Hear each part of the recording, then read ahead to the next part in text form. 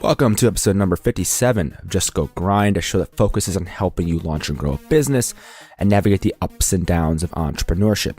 I'm Justin Gordon, your host, and in this episode, we have Madeline Mann, and she is a human resources leader in the technology industry with experience in building purpose-driven, dynamic company cultures and bringing the people element to every business decision, which is obviously so incredibly important. And she currently leads the talent development team at Inspire, which is a Los Angeles-based clean energy company where she crafts learning and development programs to further company initiatives.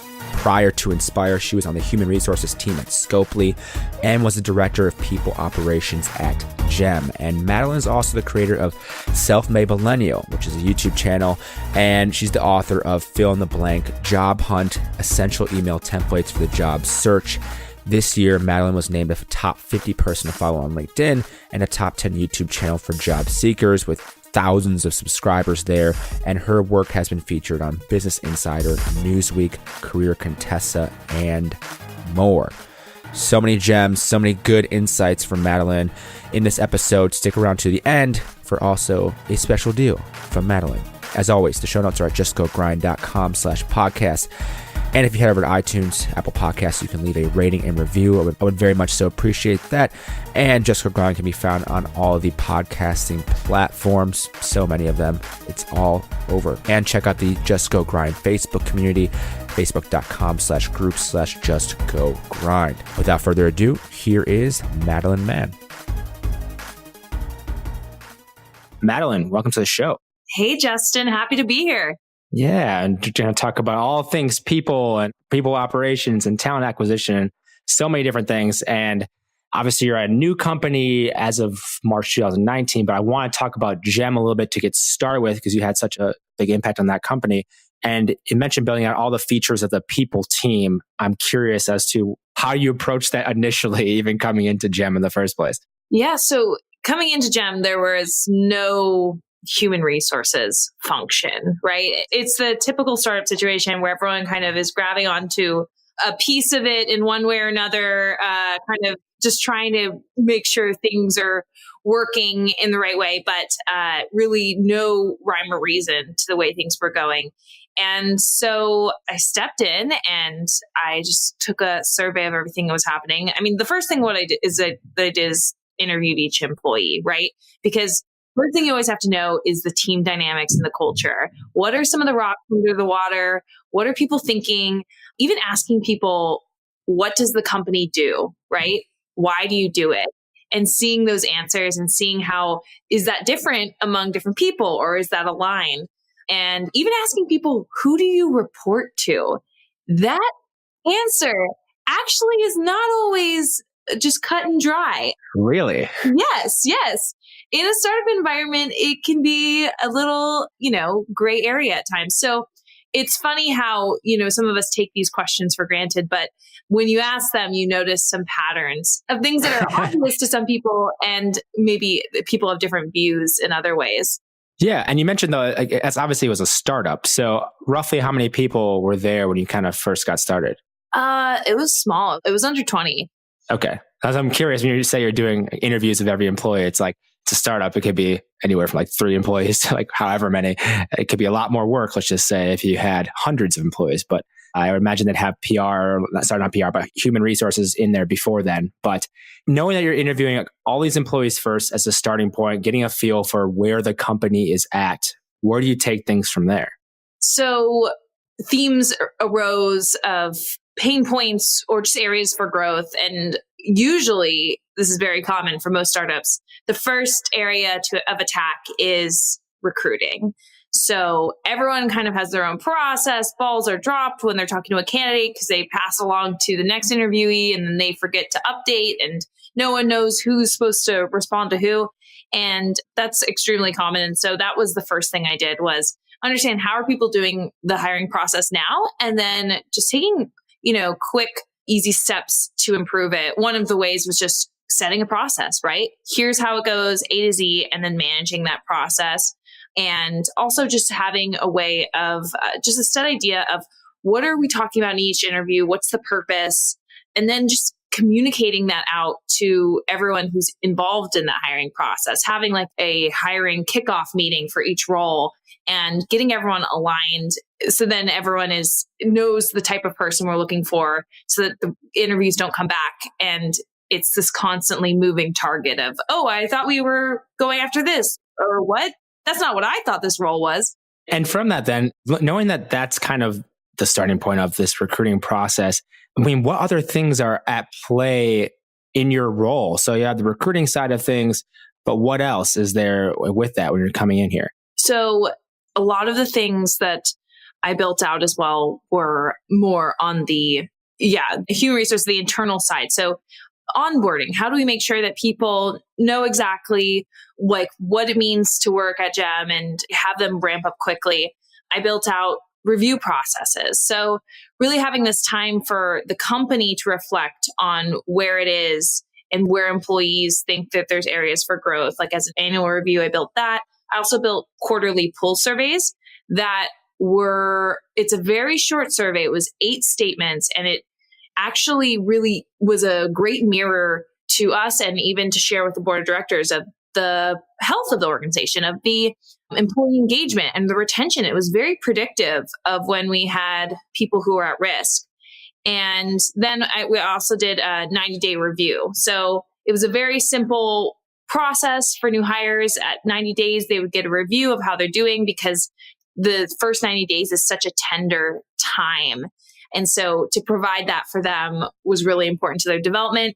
And then just as someone in HR, it was super important for me to examine our compensation and how we're approaching that, and then also our benefits. Yeah, and there's so many different pieces here. I just want to step back for a second. So coming into this role then, did you have kind of like a roadmap of what you wanted to implement with this company? Or was it just kind of like, okay, we'll go from the interviews first and then you have to tackle these different things? I'm just curious when you started, like what you were dealing with and how like you went about it. Yeah, I think it was definitely overwhelming in that I wanted to do everything at once. So you kind of just have to pick the thing that you think is the lowest hanging fruit and go attack that first, which was recruiting. And the second thing that people were really asking for, which just came up time and time again in my employee interviews and also the annual review that I ran, was building out the company values. Like, who are we? What makes us unified as a group? What do we all have in common? So I probably wouldn't have gone straight at that so quickly if it wasn't such a big topic that kept coming up. Yeah, because you're going off of that feedback. And to the point of company values, then how was that process for you in trying to organize all of that for the company and figure out what the values were? Right. It's strange to come into a company and then be the quarterback of the values, right? You almost feel like you're a fraud. But it was cool because the team already was very people oriented and had a lot of these things kind of like everything I was doing. The team had the intention to create these programs. It's just that there was no one to handle them and take them to the next level. And so they'd actually had an all company retreat about 2 months before I joined. And they had done an exercise where they discussed, who are we and what do we have in common? What do we value? And fortunately, they had done a good job of documenting all of those thoughts. And so I got this just pile of documents of all these things that people were thinking about. And that was such an amazing starting point for me. And then from there, I was able to kind of synthesize those ideas into probably, I think it was about 12 focus areas, 12 kind of value areas that I noticed that were themes across all the employees' sentiments. And I sat down with our CEO and we just started just melding for 4 hours. I think we were just in a room talking, and then I'd go back and I'd synthesize what we had just talked about. And then we get in the room again a week later and we figure it out. And then we ended up narrowing it down to 6 and revealing that to the team, and ended up being probably one of the most significant things we ever did for our culture. That's awesome. And knowing that you have these like 6 values, how are those implemented or displayed or used within the company then when you move forward? Right. Yeah. I think that making values is like not really like the achievement, right? It's like living them. Right. It's a starting point. Yeah, exactly. So what we did is, I think the starting point was definitely that these values had a lot of meaning behind them. They were things like destroy your masterpiece, right? It's this idea of we work in an industry that's changing constantly, that we have to have, the humility to say, you know what, a better solution has arose.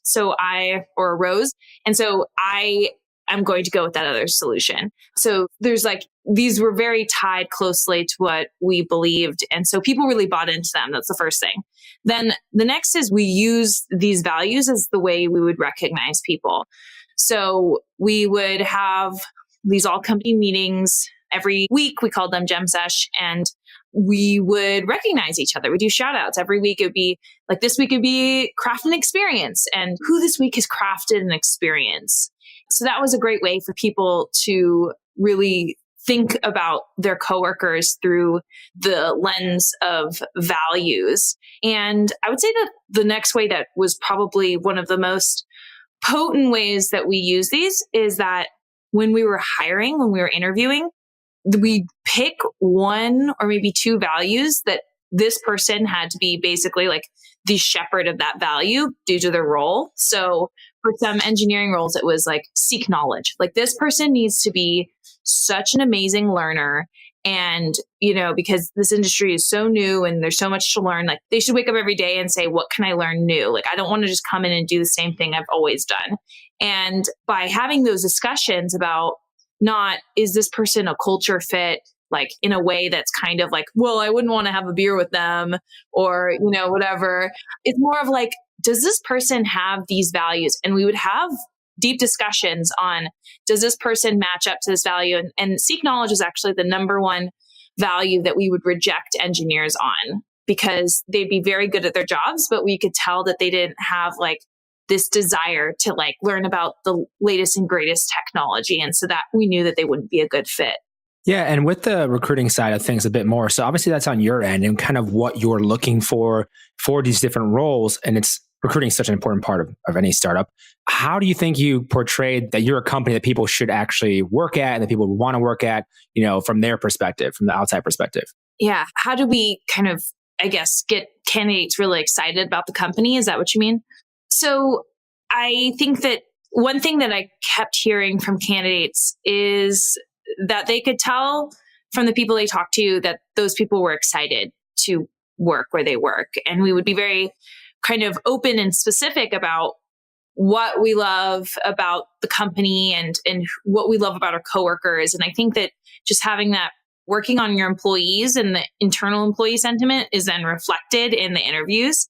And then also telling them that is important to share those things and to not have those really cold interviews where you don't show your emotions and you're just firing questions at people. And, that was just never our style.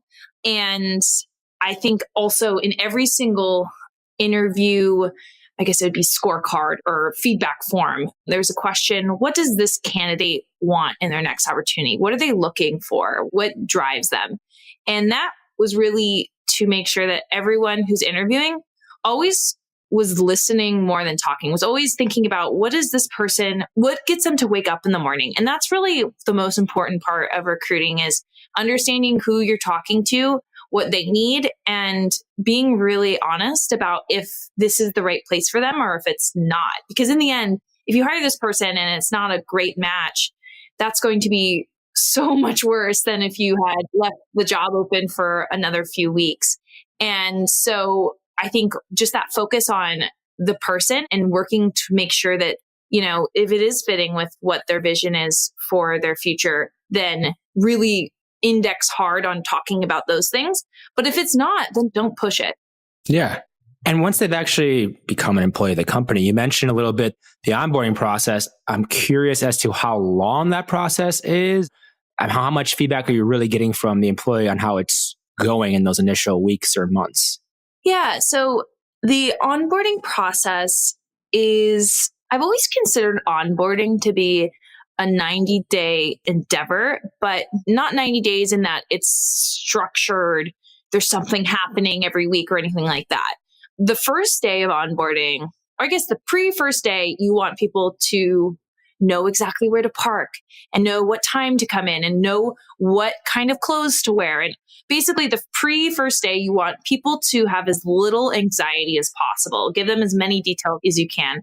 The first day should always be structured or completely scheduled so that they never feel like they have to go and ask, hey, what do I need to do? Where is this room?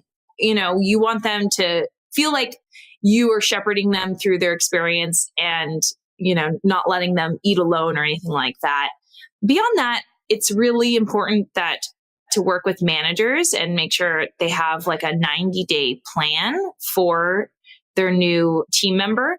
And so that's really it's a bit of a handoff there. And then finally, I have several orientations and stuff, but one thing that I've found that was really, really appreciated by all new hires is taking the initiative to set up one-on-ones with them and as many people on the team as is practical. So, and just the objective of those one-on-ones should be just to build rapport, just to understand who are these people on the team, what do they do?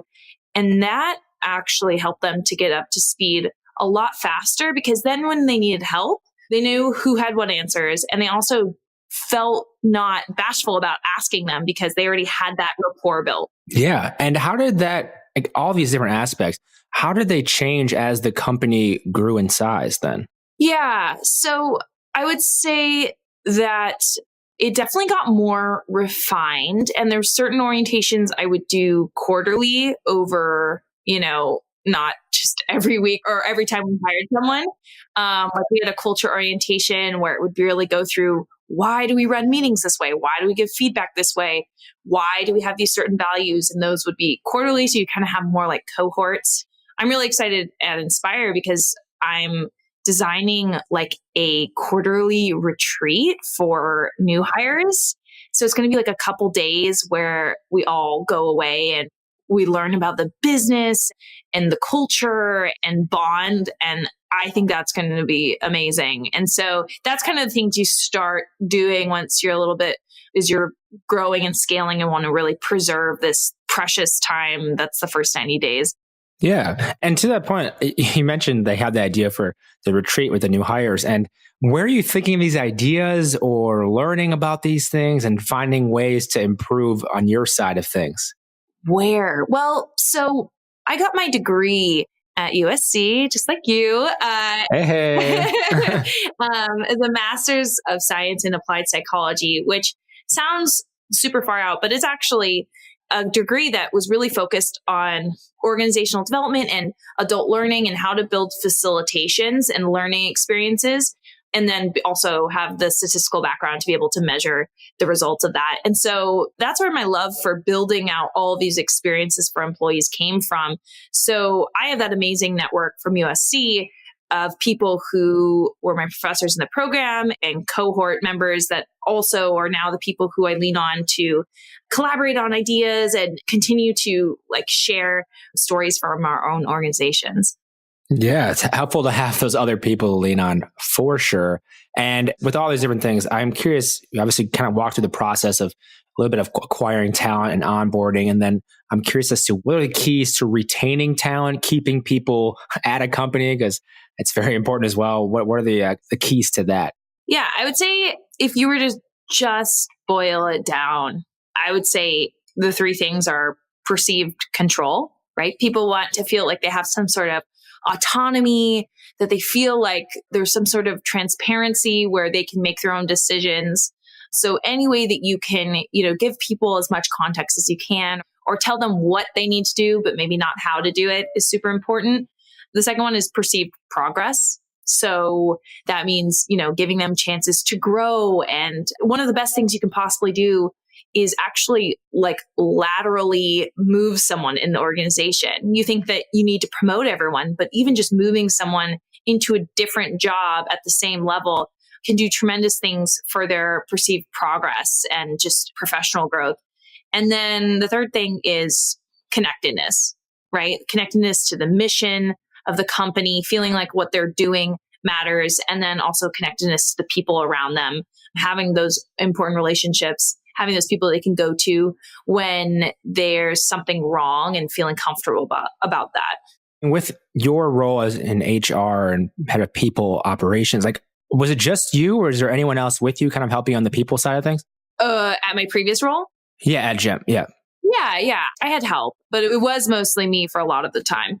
Okay. And then as you progressed to Inspire, which is very recent, how is that? Like, what have you done this role so far?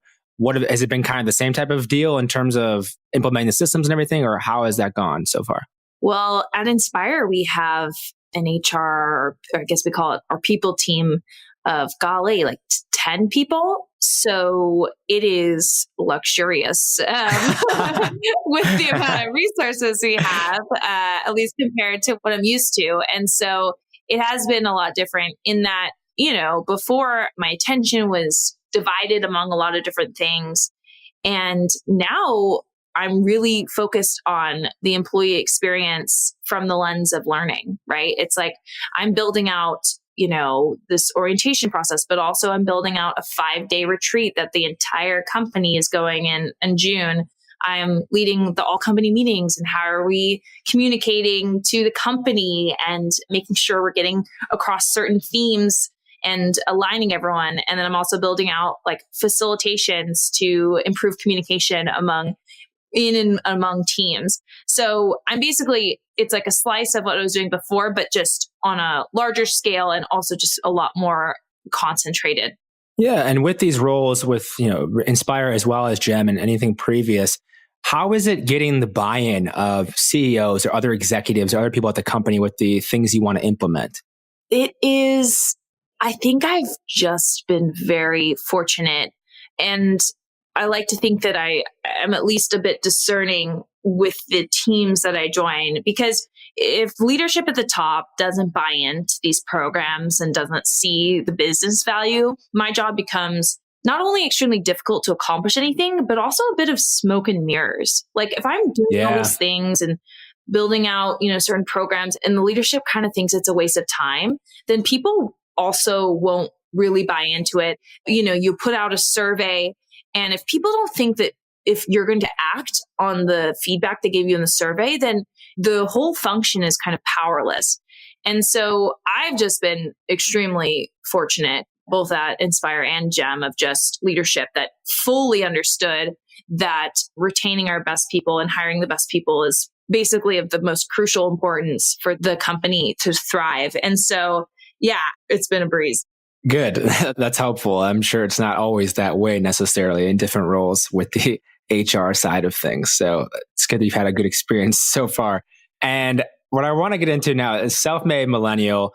Tell me how you started with that exactly. Yeah. So at Gem, I was the one who was in all the meetings about knowing, who's going to be promoted and how decisions were being made in the company, as well as seeing hiring managers review resumes and what they were saying about certain candidates after the interviews. And it was all things that they weren't some sort of big secret, but it was more of, I wish people would have known what goes on behind the scenes just so that they could better present themselves in their career and really progress a lot more quickly. And I think just from having this insider perspective, it made me really compelled to want to help people and just say, hey, here's what's going on. And so I started just responding to resumes that were sent in and telling them quickly why they were not chosen.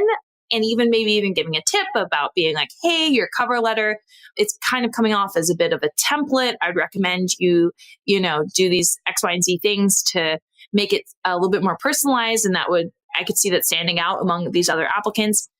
Anyways, so this ended up being a disaster. People either got really mad at me, like they would write back being like, who do you think you are? Like, just and understandably, right? I'm giving them unsolicited feedback.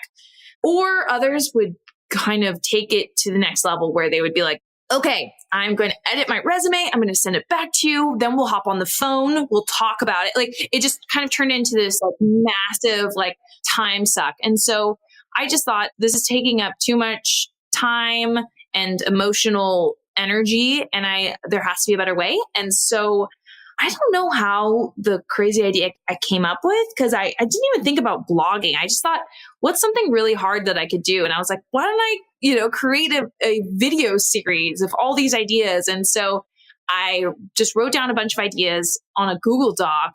And hours later, I emerged and I was like, holy moly, I just wrote like 20 episodes in a few hours. Like, this feels good. This feels like something that I could be really excited about. And so then I launched a channel in October of 2017. Wait, so you said you didn't even consider like blogging or any other mediums? Why video? I just love video and I love editing, I guess.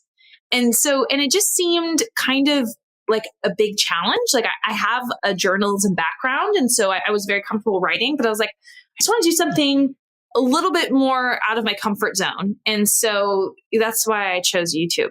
That's awesome. And when writing that content down, you said you had like a bunch of ideas. Were you writing out like a structure, a script, whatever for those episodes initially? Yes. So I was not an off the cuff talker, especially at the beginning. I was very stiff. It's hard. It's really hard. I was very nervous and I would script out each episode. Yes. Okay. And so you script out each episode as it's evolved. I think you've done what? Almost 80 videos or roughly 80 videos now. How has that changed? I've always liked scripting out the videos because my goal, one of my kind of, I guess, value propositions of the channel is to give as much information as possible in as a short amount of time. And I really value being concise. And so I do script it out, though now that I'm 80 videos deep, I found that I can script it out and also ad lib a bit and kind of put my own spin on it. So I know what I'm going to say, but I'm able to kind of be more comfortable in the content. And so it doesn't always end up being exactly what I wrote, but there is always a script. I've never just had bullet points and just, shot from the hip. Yeah, I think it's helpful to have. And even when someone, I think it was Allison Monahan McGuire, another podcast guest, mentioned doing pitch competitions. She's like won every pitch competition. And one of the things she said was always write it out and you have the idea of what it's going to be. And yeah, you can ad lib a little bit, but that gives you the confidence and also gives you also a backup as well. Because you could just say what you've memorized anyways, if you really had to, and you would be good to go. With all the stuff you're doing with the video side, then with the content, how are you now deciding what content to produce? Is there a content calendar or how does that go for you? Yeah. So I've told several people this, and I guess it's not generally the way other people do it. I have this massive Google Doc that at this point is over 300 pages long. And every time I have an idea of a topic, I create like a title on the Google Doc and I just start typing out the idea. And I have a table of contents at the top that's hyperlinked so I can jump to each of the topics easily within the 300 pages. And every time I go back to a topic and add more and start fleshing it out, I add like a little star next to the title. So in the table of contents, there's like a certain number of stars next to each topic. And once it gets to 3 stars, that means, okay, this episode is about ready to film. And then when it comes around, I usually film every other Sunday or so, depending on if I'm traveling. And I film the episodes that have the 3 stars next to them. How many typically are you filming at a time? I imagine batching is a much easier process. How does that go for you? Yeah, I would say it kind of depends on my energy level that day. Some days I always do at least 2. And then I think the most I ever did was 4. And I think that was rare. It's just, there's so much energy that goes into each one that after 3, I'm pretty tapped. Yeah, I totally get that. I think the most for podcasts in a day was like 3 maybe. And next week I have 4 in a row. So we'll see how that goes. It should be fun, but yeah, I understand that can be draining. And with everything you're doing with that, I mean, you also have partnered with other people, had different people on the show. How does that go? How are you choosing those partnerships? Kind of happen organically? How does that go for you? Yeah, it's been so funny. And I'm sure, Justin, you experience this as well, is that when you start making content and you put it out there, you just start meeting people on the internet. Like, this is really the first time, I guess, since maybe like AOL Instant Messenger that I've had like internet friends, and it's been super fun. And so, I'll put out stuff and then people will comment on it or something, or someone will say, hey, I've been thinking about the same thing too. And then we'll start chatting. And so it happens very organically. And so I've made a lot of friends just through this universe. And like, I met you through these people who I met through LinkedIn, but then you and I also have several other mutual friends that I also like met through like my professional network. And like, so it's amazing how connected everyone is. And it's just been really fun. Yeah. And there's something to be said, like you mentioned, for putting out content, putting yourself out there, and the things that one can help other people and two can help you through the process. And you just never know who you're going to meet or be connected with. And it's incredible. It is incredible to you never know those connections that will be made from that. And your channel now, I mean, it's got thousands of subscribers. How has that grown, or what do you think has helped it grow over time the most? Yeah, there's been several inflection points where it's been really cool to see. I think that what I've noticed is that people really like the consistency. Like without a doubt, a video is coming out every week. And you have that same consistency as well. And I think that that is so important because when you do one great video, one great podcast now and then, people don't really think anything of it. But if they see you 7, 8, 15 times popping up and they're liking every time, that's where I've been able to get my momentum, is people saying, hey, like I didn't just see like one video of you once, like I've seen you over and over again showing up and providing sincere quality content. And I think that's been my, approach this entire time, is just be consistent, show up, and people have been really receptive to it. Yeah. I mean, the consistency part of it is what people say all the time when it comes to anything business content creation related, whether it be video or podcasting or blogging or anything. It's just that consistency. People come back to it. They know you're going to show up every time. So they keep following you or they subscribe. You're not going to subscribe to someone who you don't know where they're going to create their next piece of content. It's totally different. It's totally different if you know, it's like, oh yeah, Madeline has a video coming out next week. Okay, well, I'll subscribe and get that notification. And with Self-Made Millennial, obviously you mentioned how it started, but where do you want this to go moving forward? Yeah, so I definitely going to keep the videos going. That has been such an amazing way to connect with people. So that's not going away anytime soon. I recently launched my book, and that has been a really great success. And so I definitely want to provide more resources to people like that. And then I've also been doing a lot of workshops. And so it's made me realize that premium content is really something that people are looking for. So in the future, I'm definitely going to build more premium content, more than just my shorter videos, but some more longer form, some things that might require some more detail and interaction. Can you go a little bit further on the premium content and the ideas you have, or what you think that entails exactly? I'm curious. Yeah. So I am putting together an online course right now. One of the most common things I get is really how to master LinkedIn and really use that to launch your career forward, and also just be noticed and known and build relationships in a way that is more proactive rather than reactive.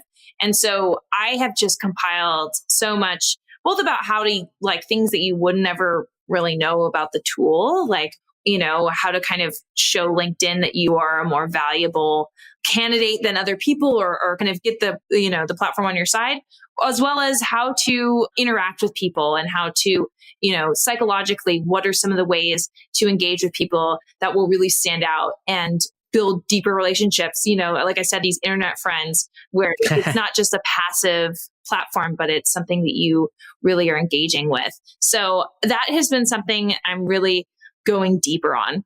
That's awesome. And that's definitely some things I've been thinking about as well, with how I'm going to be spending the next few months, especially in summer, working on online courses and premium content as well, based on the audience needs and what they're kind of looking for. And you mentioned the book. I want to go deeper into that. So what's the title of the book? What exactly is it? Yes. So the book is Fill in the Blank Job Hunt, Essential Email Templates for Your Job Search. And this is a book that, when I looked at the sheer volume of emails I was getting of people asking questions about, they'll take me through this entire thing of so I had this interview with this place, and then I sent them this email, and then they sent me this email, and then, should I now follow up? What should I say? Or they would tell me about other situations of just like, how do I email them back? Or how do I approach this person at this company I want to talk to? Or they just sent me an offer. How do I reply back about my expectations around compensation? All these questions. It was just like, how do I email them back? Like, or how do I start the conversation? And I was like, this is paralyzing for these people.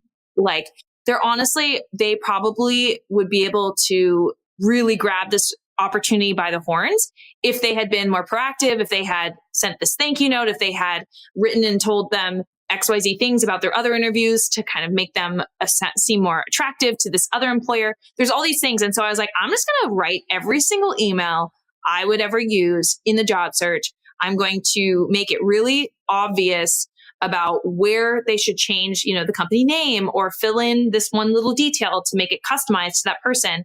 And I'm going to give them examples of all the templates filled in so that there's no confusion about what I mean when I say fill in the blank here. And I put it all in a book, in a digital ebook, and I sold it. And it's just people have been loving it. It's had such great results, and people are like moving so much faster in their job search than they would have otherwise. And that was exactly the point. Like, this is not a book to read. This is a book to take action. Yeah. And how long did that even take to put together then? It sounds like a lot. Yeah. So fortunately, all of these emails with these people were kind of like my pre-writing, right? Like, these emails were, every time I write an email, I'd think, wow, this is amazing context that everyone should know. Like, I'm not just telling them, here, write this email. I say, well, here's what's happening in the interview process right now. Here's how they're probably thinking. And here's, so while it did take, a bit of time, and especially just really understanding exactly what needs to go into the book, fortunately, it was something that was so top of mind for so many people that I was kind of working on it all along. Yeah. And with this book that you mentioned, it's obviously sold well so far. Like, what are some of the ways you got the word out about it after, you have this book ready to roll, you're excited about this? What were some of the things you did to kind of spread the word about it?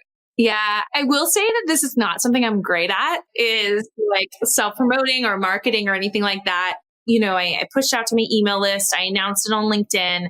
I pushed it out to my personal networks. And really, the crazy thing is just that, even though I didn't do any ad spend or anything major. Like, it was more of just telling everyone I know through my social networks that I have this book, and the sales came. Like, it's because for a year and a half, I've been putting out content. So when I said, hey, now I'm selling something, people were like, okay, we trust you. We'll buy it. We get you. And so it was kind of this wonderful moment of just people being like, yeah, like, we're with you.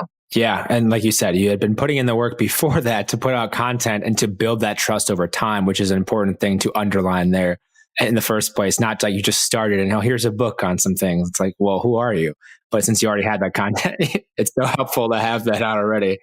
Oh my gosh. Yeah. It's funny because you do see people try to do that. And just like, it's funny because even if someone is very knowledgeable, if people don't know they're knowledgeable by them having put out content related to that, it's not going to help them. That's why I do kind of push people to, why don't you start something and let people know? Because even if you are, like I said, just that knowledgeable person, I had no idea of knowing unless I know you for pretty closely. So it's super helpful that you had that, then sell the book from there. And obviously it gives you a platform and leverage moving forward with whatever else you want to do. And one of the things I'm curious about, obviously looking back through your career so far and the work you've done, if you want to build a team from scratch again or kind of implement that people operations side of things, what would you do starting over again from scratch? Starting over from scratch, like a totally like fresh company, like I just founded one. Yeah, exactly. So I would say I have had people approach me to like start companies with them, and I really view it as like a marriage. Like, the first people who you either start the company with or found it with, which is even more serious, is like, it's not just, do you have the skills? It's like, do we have the compatibility? Like, are we aligned? Do we really work well together to where we could work absurd amount of hours together and still be able to make this work? So I think that's the first thing, is really understanding, like, being, or like if you're ever deciding to move in with someone, right? And someone gives you like a roommate quiz of like, or do you like having people over or not? Like, that's kind of like almost you should do that with a co-founder, right? Is like, like, let's get down and dirty about like what actually pushes your button, what actually is valuable to you. So I think that's the first thing. Also, I think it's very normal for us to bring on people who we really trust, right? From our childhood, from our college experience, whatever.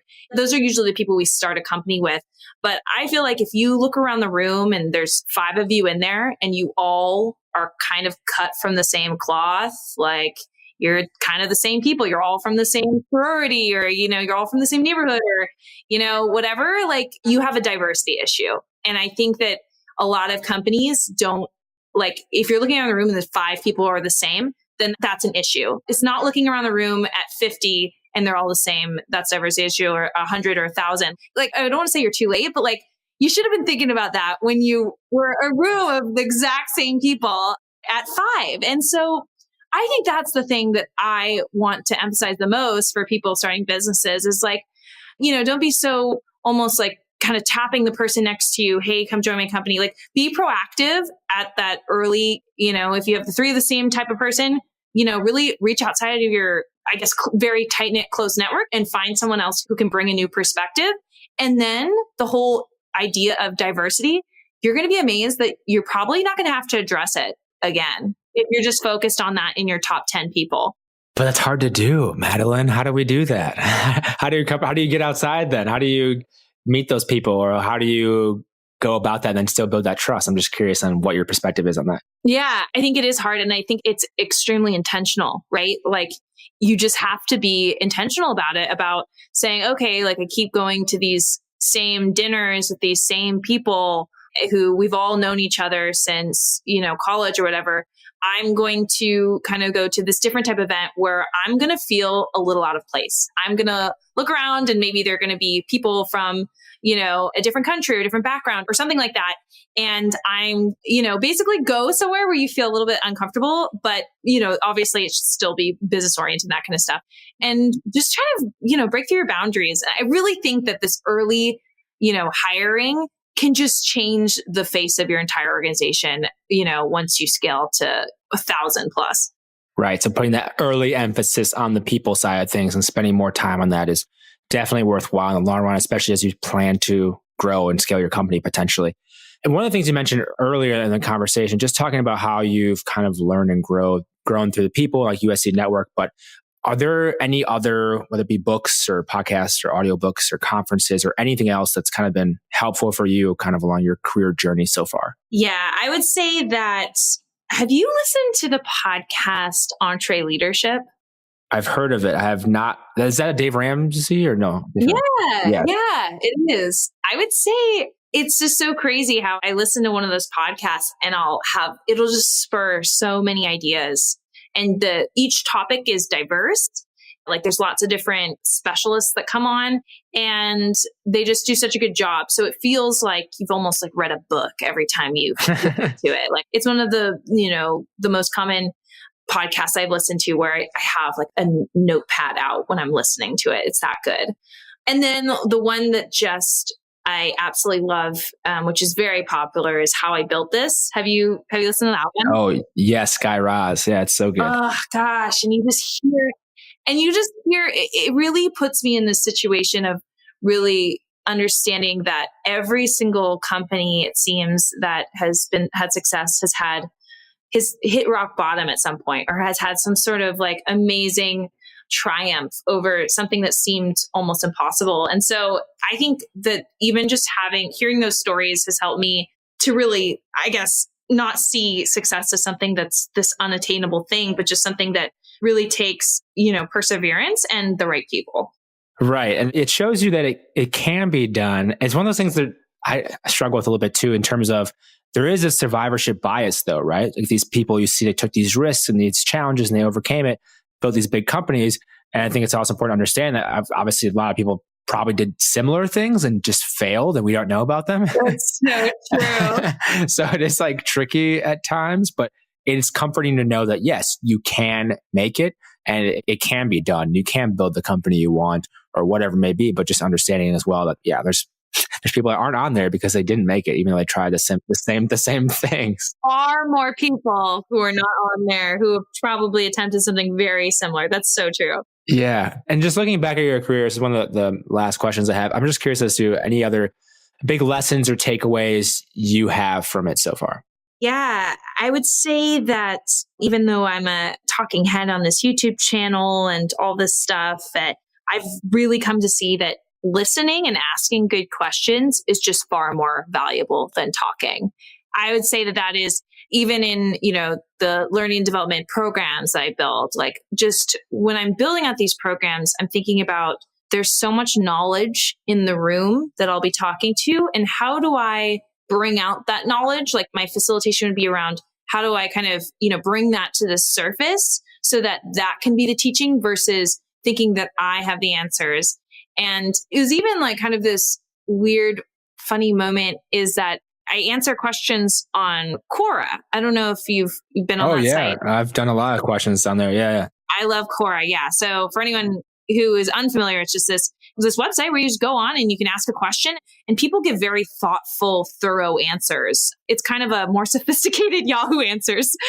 And I'm pretty active on there. I have like over 3 million views on my answers. And so Quora reached out to me and they're like, hey, you should be a Quora partner. Like, we want you to be, sharing some of the profits of being on our site. And I said, okay, cool. And they didn't want me to answer questions.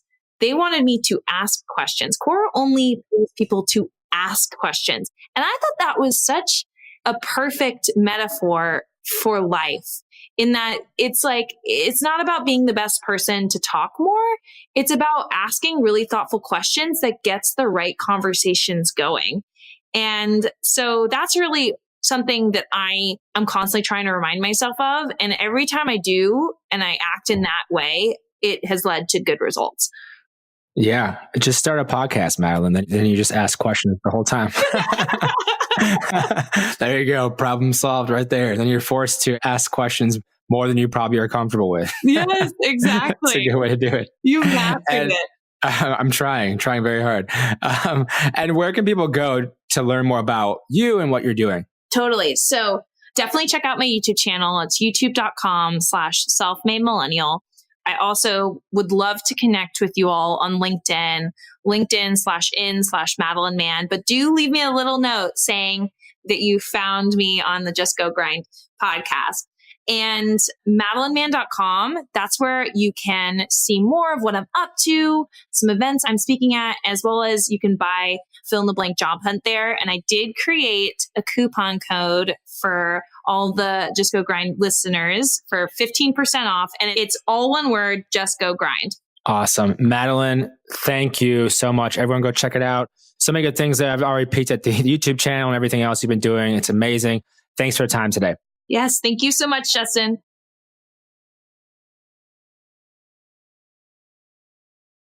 Thank you so much for listening to this episode of Just Go Grind. As always, the show notes are over at justgogrind.com/podcast. And you can support the show over at patreon.com/justgogrind. And please leave a rating and review over on iTunes. It does help more people find the show. Hope you enjoyed this episode. Have a great day.